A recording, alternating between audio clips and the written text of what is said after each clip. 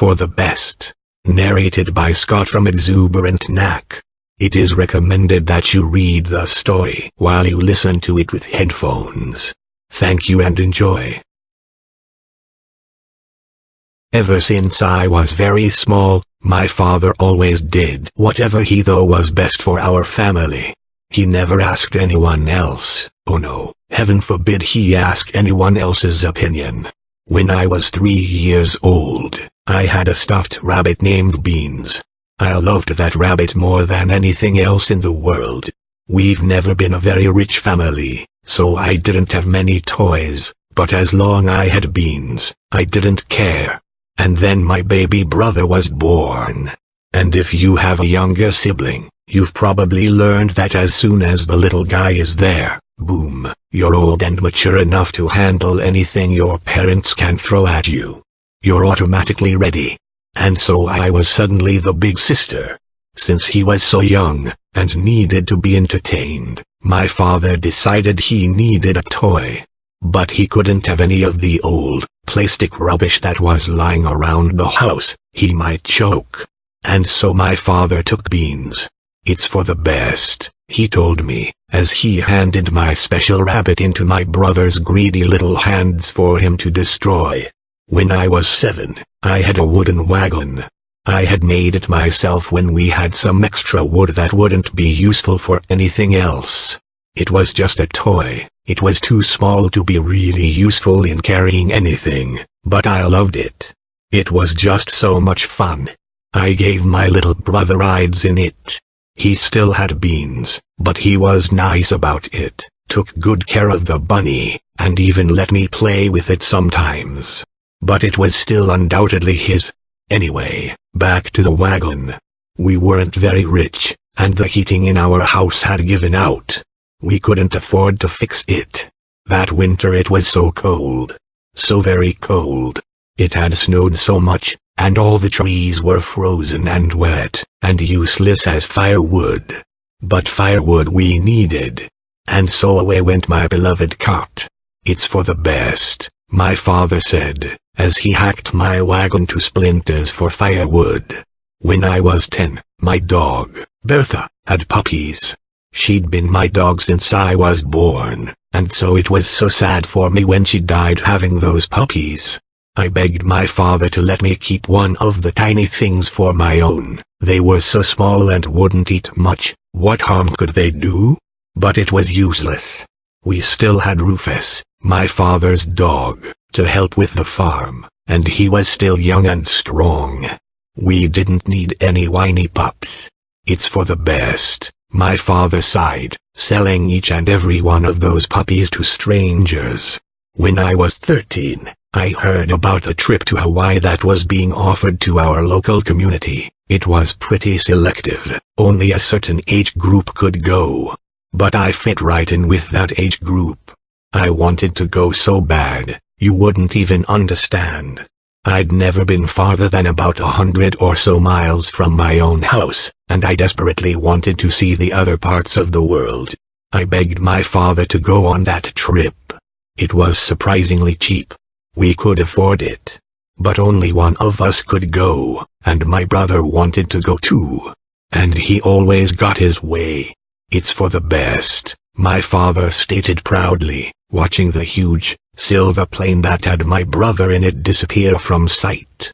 He was getting away from this cold, tiny, uneventful little town in the middle of nowhere, and he was going somewhere warm, beautiful, new and so exciting, and I was stuck here in this hell.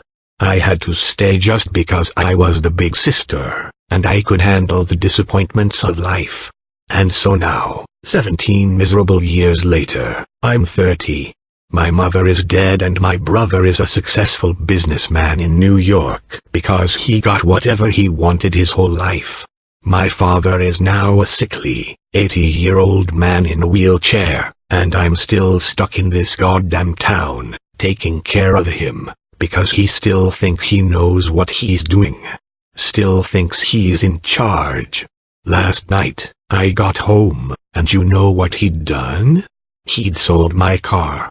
The new car I'd only had a month. that I had worked myself to the bone to afford. He sold it because he wanted a new wheelchair, one that didn't squeak, and didn't want to sell any of his stupid antiques. "It's for the best, Talia," he said to me, not even looking up from the large wad of bills he was counting. The wad of bills my car had gotten him. Those bills were years of my hard work, and my saving every extra penny I had. He was counting them with such pleasure. He's so stingy with money, and when he handles it, it's disgusting.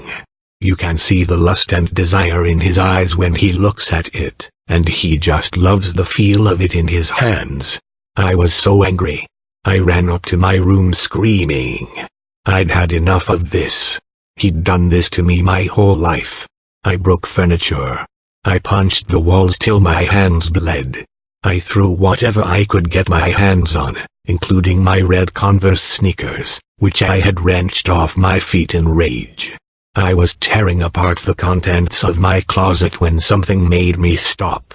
I came across something I'd forgotten about entirely. It was an old cardboard shoebox. I can't remember how long ago it was I hid it back here, but just looking at it was enough for me to remember what was inside and to remember that I was the only one who knew it was back here. Opening the box, I removed the loaded handgun that I had stored back there years ago. My car was the last straw. I didn't need any further reason, or any more quiet suggestions. No more hiding this in the back of my mind. The gun provided the opportunity I had been silently and obediently waiting for so long. Pulling my shoes back on, I hid the gun in the pocket of my dark gray hoodie, and shoving my hands in the pockets of my jeans, I stormed back downstairs. Stalking into the living room, I was stopped by my father. Despite my black hair hanging in front of my eyes, I could tell that the wad of bills was nowhere to be seen. He must have hidden it like the tightwad he is. "So you're done having your little fit. You're paying for all that damage, you know. And you need to make dinner. Make the potatoes tonight. And be quick, you hear? I'm hungry," he coughed. I wasn't listening. I lunged forward, planting my foot against the headboard of his wheelchair, just missing his face, and pushing until I knocked the chair on its back. "Talia, what are you doing?" he wheezed, startled. I pulled the loaded gun out of my pocket and aimed it at his face. A look of terror and sudden understanding crept into his eyes. I smiled coldly, filled with a twisted feeling of joy that he would know why this was happening, even if it was only for moments. "Don't worry, Father. It's for the best," I said, smiling like the Cheshire Cat as I pulled the trigger. "And so that is the reason for the sirens outside at this ungodly early hour. A passerby must have seen me walking with the body in the wheelchair. I intended to bury both. I had covered him in a blanket so it would appear that I was just going for a stroll with my father. But maybe they saw the blood on my clothes. I should have changed. Or maybe they were suspicious, and followed me, silently watching me bury him. But it doesn't matter. Whatever the reason, they caught me. Maybe some small part of me wants to be caught. I have nothing to live for. I might as well be locked up. I write this down, so maybe if someone finds it, they'll know my reasons. But it doesn't matter, like I said. Nothing matters to me anymore. I hear echoing requests from policemen with megaphones to come outside with my hands up. They have me surrounded. I plan to obey them. There's no point in running. I have no one to turn to, and nowhere to go. I write these final sentences as I walk towards the front door of this darkened house, and I can't help chuckling. I'm going to jail. It's funny because I never thought it would end for me like this. But, I suppose that in the end, it's all for the best.